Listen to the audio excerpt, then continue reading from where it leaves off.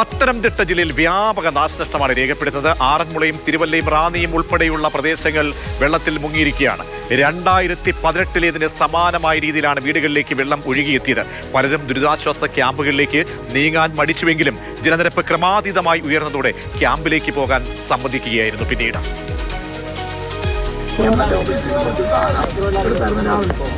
അവനതെടുക്കാൻ പോയി ഞാൻ പോട്ടെ വണ്ടിക്കകത്തിരിക്കുന്ന പല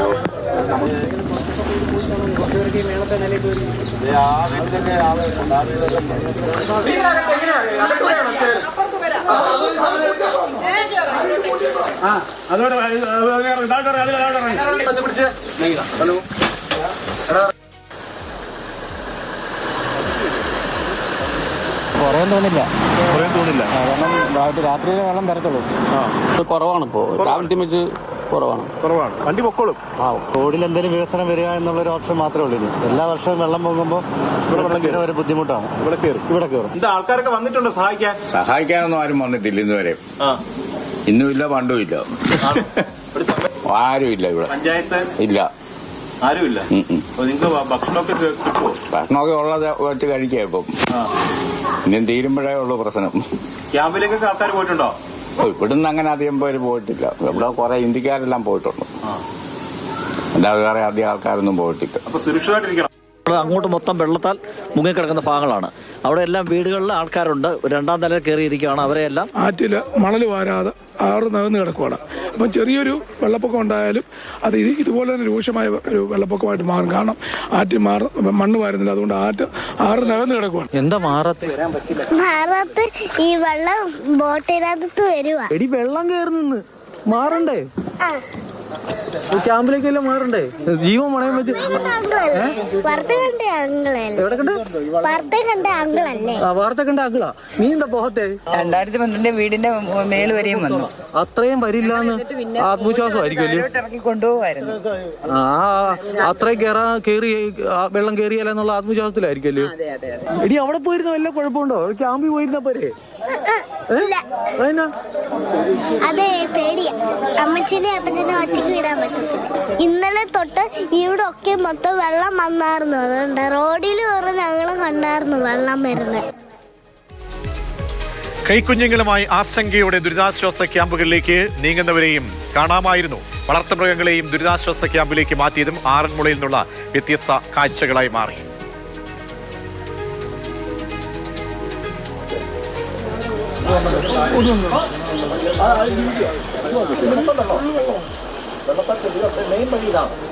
ഇവരോടൊക്കെ മാറാൻ പറഞ്ഞിട്ട് നിങ്ങളെ ഞാൻ ഇവിടെ വന്ന് നിന്ന് പോയതാണ്. അവരോട് മാറാൻ ഒരുപാട് തവണ 5-6 പേരുണ്ട്. ഒരാൾ പ്രസവിച്ച് കിടക്കുന്നു. ഇനി അതിനെ എടുത്തോണ്ട് വരണം. അതിനുവേണ്ടി പോകും. എങ്ങനെ പോകും ചേച്ചി? രാവിലെ വള്ളത്തെ കൊണ്ടുവന്നായിരുന്നു. ഇവിടെ കൊണ്ടുവന്ന് നിർത്തിയായിരുന്നു. കൊണ്ടുപോകുന്നതിനെ പള്ളിയുടെ പറമ്പിൽ കെട്ടാൻ. പള്ളിയുടെ പറമ്പിൽ കൊണ്ട് കെട്ടും. ഇത് പുതിയ ആൾക്കാരാണോ അവിടുത്തെ? ഇല്ല, ഇത് ഞാൻ വളർത്തുന്നതാണ്. 6 പേരുണ്ട്. എപ്പോഴും മഴ പെയ്ത് കഴിഞ്ഞാൽ വലിയ ആശങ്കയല്ലേ? ഇവരെ ഇട്ടിട്ട് പോകാൻ പറ്റത്തില്ലല്ലോ. നമുക്ക് നമ്മുടെ ജീവൻ പോലല്ലേ അവരുടെ ജീവൻ. അതുകൊണ്ട് ഇട്ടിട്ട് പോകാൻ പറ്റത്തില്ല. അതുകൊണ്ട് അവരെ ഉള്ളതുകൊണ്ട് ഞാനെങ്ങും പോകാൻ. പത്തനംതിട്ടയിലെ പ്രത്യേകിച്ച് ആറന്മുള, റാന്നി, തിരുവല്ല പ്രദേശങ്ങളിലെ സ്ഥിതി നിലവിൽ എന്താണ് എന്ന് നമുക്കൊന്ന് പരിശോധിക്കാം. അരുൺ ശങ്കർ ചേരുന്നുണ്ട് തത്സമയം. അരുൺ, ഇപ്പോൾ ഏതോ ക്യാമ്പിലാണെന്ന് മനസ്സിലാക്കുന്നുണ്ട്. ഇപ്പോൾ രാത്രിയായി.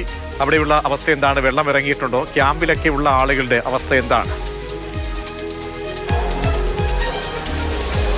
കൊച്ചൂരിലെ ക്യാമ്പിലാണുള്ളത്. ഇവിടെ ഇപ്പോഴും വെള്ളം ഇറങ്ങിയിട്ടില്ല. ഇനിയും ഈ രാത്രിയിൽ വെള്ളം ഉയരാനുള്ള സാധ്യതയാണുള്ളത്. നൂറുകണക്കിന് കുടുംബങ്ങൾ ഇവിടെയുണ്ട്. ഈ മലയാളികളായിട്ടുള്ള ആൾക്കാർ മാത്രമല്ല, ഇതര സംസ്ഥാന തൊഴിലാളികൾ ഉൾപ്പെടെയുള്ളവരും ഈ ക്യാമ്പിൽ കഴിയുന്നുണ്ട്. അങ്ങനെ നൂറുകണക്കിന് ആൾക്കാരുണ്ട്. എന്തായാലും ഇപ്പോൾ അവർ ഈ ഭക്ഷണം തയ്യാറാക്കാനുള്ള ഒരു ശ്രമത്തിലാണ്. നിങ്ങൾക്ക് എപ്പോ വന്നതാ? ഞങ്ങള് ശനിയാഴ്ച 8 മണിയായപ്പോ ഇവിടെ വന്നതാ. വീട്ടിൽ നിന്നൊക്കെ വെള്ളം ഇറങ്ങിയോ? ഇല്ല, ഇറങ്ങിയില്ല. ഇല്ല. പോയി നോക്കിയായിരുന്നോ? പോയില്ല. ഞങ്ങൾക്ക് പോകാനൊക്കത്തില്ല. അതുപോലെ അടുത്ത വെള്ളം വന്നോണ്ടിരിക്കുകയല്ലേ. ഞങ്ങള് പിന്നെ അങ്ങനെ പോകും. ഇത് എല്ലാ വർഷവും ഉള്ളതല്ലേ? എല്ലാ വർഷവും ഉണ്ട്. ഈ പ്രാവശ്യം കൂടുതലാണോ കുറവാണോ? കൂടുതലാ. ഇനി വീട്ടിൽ ചെന്ന് കഴിഞ്ഞാൽ വലിയ പണിയാണ്. കട്ടിലൊക്കെ കെട്ടി തൂക്കി എന്റെ കിടന്ന കട്ടിൽ വരെ താഴെ പോയി. പ്രയാസത്തിലോ ചിരിക്കാൻ കഴിയുന്നുണ്ടല്ലോ. എന്തൊക്കെയാ ഇതോ? ഇന്നത്തെ സാമ്പാറ്, തോരൻ, മെഴുക്കുവരട്ടി, രസം. അച്ചാറ് എല്ലാ സാധനങ്ങളും കിട്ടുന്നുണ്ടല്ലോ. ഉണ്ട്. അതിനൊന്നും ബുദ്ധിമുട്ടില്ല. ഒരു ബുദ്ധിമുട്ടില്ല. ഇപ്പം പൊതുപ്രവർത്തകരൊക്കെ തന്നെ നിരവധി പേർ ഇവിടെ ഉണ്ട്. എന്താ ഇവിടുത്തെ ഒരു അവസ്ഥ? കാര്യം ഈ രാത്രിയൊക്കെ വളരെ പ്രധാനപ്പെട്ടതല്ലേ? തീർച്ചയായിട്ടും. കാരണം വലിയ ആശങ്കയുണ്ട്. കാരണം 2018 അതിജീവിച്ച ഒരു സമൂഹമാണ് ഇവിടെ ഉള്ളത്. അപ്പൊ അതുകൊണ്ട് തന്നെയും അങ്ങനെ ഒരു ആശങ്ക മനസ്സിൽ പലരുടെയും ഉണ്ട്. കാരണം ഇപ്പോഴും പലയിടത്തും വെള്ളം കയറിക്കൊണ്ടിരിക്കുകയാണ് വീണ്ടും വീണ്ടും. ഇപ്പൊ കുറ്റൂർ മാത്രമല്ല, ഇപ്പൊ ഈ പരിസരത്ത് തൊട്ടടുത്തുള്ള ഇപ്പൊ തിരുവല്ല മുനിസിപ്പാലിറ്റിയിൽ പോലും ഇന്ത്യൻ MC റോഡ് പോലും മുങ്ങിക്കിടക്കുകയാണ്. അപ്പൊ അങ്ങനെയുള്ളൊരു ഒരു ആശങ്ക എല്ലാവരുടെയും മനസ്സിലുണ്ട്. പക്ഷേ നേരത്തെ പറഞ്ഞ ഒരു കളക്റ്റീവ് എഫേർട്ടോട് കൂടി ഇതിനെ അതിജീവിക്കാം എന്നുള്ളൊരു കോൺഫിഡൻസ്, അതാണ് അമ്മയുടെ മുഖത്തൊരു ചിരിയിൽ നമുക്ക് കാണാൻ സാധിക്കും. പ്രയാസം ചിരിച്ചോണ്ടാണ് പറയുന്നത്. തീർച്ചയായിട്ടും. കാരണം അത് ഈ പ്രദേശത്തെ ആളുകൾക്ക് എന്തുകൊണ്ടോ ഒരു കാരണം അവരുടെ അനുഭവങ്ങളിൽ നിന്ന് അവർ പഠിച്ചതാണ് 2018 മുതൽ ഇങ്ങോട്ട്. ഏറ്റവും ദുഃഖകരമായ കാര്യം വെച്ചാൽ ആ പാഠങ്ങളിൽ നിന്ന് പലപ്പോഴും പോളിസി മേക്കേഴ്സ് പഠിച്ചില്ല എന്നുള്ളൊരു ദുഃഖം ഇതിനകത്തുണ്ട്. കാരണം 2018 കഴിഞ്ഞിട്ട് ഇപ്പോൾ 8 വർഷമായി. MC റോഡ് മുങ്ങിപ്പോയി എന്ന് പറയുമ്പോൾ നമ്മുടെ പ്രിവെൻഷൻ ഇങ്ങനെ ഒരു സാഹചര്യം ഉണ്ടാവുമെന്നുള്ളൊരു പ്രിവെൻഷൻ മുൻകൂട്ടി കണ്ടുകൊണ്ട് പ്രിവെന്റ് ചെയ്യാനുള്ള നടപടികളിൽ പാളിച്ചു വന്നിട്ടുണ്ടെന്നുള്ളത് സത്യമാണ്. പക്ഷെ എന്നിരുന്നാൽ പോലും ഇതിനെ ഞങ്ങൾ അതിജീവിക്കുമെന്നുള്ളൊരു നന്നായിട്ട് പോകുന്നുണ്ട്. ക്യാമ്പ് നന്നായിട്ട് പോകുന്നുണ്ട്. സാധന സാമഗ്രികളുണ്ട്. എല്ലാവരും ചേർന്ന് ഇവിടെ ഭക്ഷണങ്ങൾ ഉണ്ടാക്കുന്നുണ്ട്. പുറത്തുനിന്ന് മറ്റ് സന്നദ്ധ സംഘടനകളും രാഷ്ട്രീയ പ്രസ്ഥാനങ്ങളും ഒക്കെ ചേർന്ന് നന്നായിട്ട് പോകുന്നുണ്ട്. നാട് ഒത്തൊരുമിച്ച് നിൽക്കുകയാണ് ഈ പ്രയാസം അനുഭവിക്കുന്ന മനുഷ്യർക്ക് സഹായം നൽകുന്നതിന് വേണ്ടിയിട്ട്. ഇപ്പം നമ്മൾ കണ്ടിരുന്നു മെമ്പറെ, ഈ ആളുകളെ എവിടെയൊക്കെ കുടുങ്ങിക്കിടക്കുന്നതൊക്കെ ചോദിച്ച് കൃത്യമായിട്ട് കാര്യങ്ങൾ പറഞ്ഞു കൊടുക്കുന്നുണ്ട്. ഇപ്പോഴും ആൾക്കാർ വീടുകളിൽ തുടരുകയാണല്ലോ കൂടുതൽ പേരും. വീട്ടിൽ അവര് മണ്ടയ്ക്ക് അപ്സ്റ്റെയറിൽ സേഫാണ്. കുടുങ്ങിയൊന്നും ആരും കിടപ്പില്ല. എല്ലാവരോടും ചോദിക്കുമ്പോൾ ഞങ്ങൾ ഇവിടെ തന്നെ ഇരുന്നോളാം, ഞങ്ങൾക്ക് മറ്റു കുഴപ്പങ്ങളൊന്നും ഇല്ല എന്ന് പറയുന്നുണ്ട്. ഭക്ഷണം ഉണ്ടെന്ന് ഉറപ്പുവരുത്തുന്നില്ല? ഉണ്ട്. എല്ലാ സമയം വിളിക്കുന്നുണ്ട്. എന്താവശ്യമുണ്ടെങ്കിലും വിളിക്കാൻ പറഞ്ഞിട്ടുണ്ട്. നമുക്ക് അവിടെ പ്രയാസം വെള്ളം വെള്ളം എല്ലാം നമ്മൾ എത്തിക്കുന്നുണ്ട്. അവരുടെ ക്ലബ്ബുകാരുണ്ടായിരുന്നു, അവരെല്ലാ സമയത്തും വള്ളത്തെ പോയി എല്ലാം എത്തിക്കുന്നുണ്ട്. വെള്ളം ഇറങ്ങിയാൽ മതി, ബാക്കിയെല്ലാം നമ്മൾ സഹായമായിട്ടുണ്ട്. തീർച്ചയായിട്ടും. എന്താണ് എന്താ സ്ത്രീകളുടെയൊക്കെ ഒരു അവസ്ഥ എന്താണ് മൊത്തത്തിൽ സ്ത്രീകളെല്ലാവരും വളരെ ഹാപ്പിയാണ്. അവരെ ഒരു തരത്തിലും വിഷമിക്കരുതെന്നുള്ള രീതിയിൽ ഞാൻ നേരത്തെ 2015-20 കാലഘട്ടങ്ങളിൽ ഈ 18 വെള്ളപ്പൊക്കത്തെ അതിജീവിച്ച ഒരു വ്യക്തിയാണ്. അപ്പൊ അന്ന് വികസന സ്റ്റാൻഡിംഗ് കമ്മിറ്റി ചെയർപേഴ്സൺ ആയിരുന്നു പഞ്ചായത്തിന്റെ. അപ്പൊ ആ ഒരു എക്സ്പീരിയൻസ് നമുക്കിപ്പോൾ വളരെയധികം ഗുണകരമായി. കാരണം അതേ രീതിയിൽ വളരെ നല്ല രീതിയിൽ കോർഡിനേറ്റ് ചെയ്യാനായിട്ട് സാധിക്കുന്നുണ്ട് എല്ലാ വാർഡിലും. അപ്പൊ ഞാൻ അന്ന് ഒരു വാർഡിലാണ് കേന്ദ്രീകരിച്ചെങ്കിൽ എന്റെ ശ്രദ്ധ കേന്ദ്രീകരിച്ചെങ്കിൽ വിവിധ വാർഡുകളിൽ എല്ലാ വാർഡുകളിലും മെമ്പർമാർക്കൊക്കെ അതിനുള്ള നിർദ്ദേശം കൊടുത്തുകൊണ്ട് എല്ലാ വാർഡിലും നമുക്കിപ്പം വെള്ളപ്പൊക്കവുമായിട്ട് ബന്ധപ്പെട്ട് എല്ലാവരെയും പെട്ടെന്നായിരുന്നു ഈ വെള്ളത്തിന്റെ ഒരു വരവ്. അപ്പൊ അത് കാരണം എല്ലാ വാർഡിൽ നിന്നുമുള്ള ആളുകളെ ഒരിടത്ത് കേന്ദ്രീകരിക്കാനായിട്ട് പറ്റിയില്ല.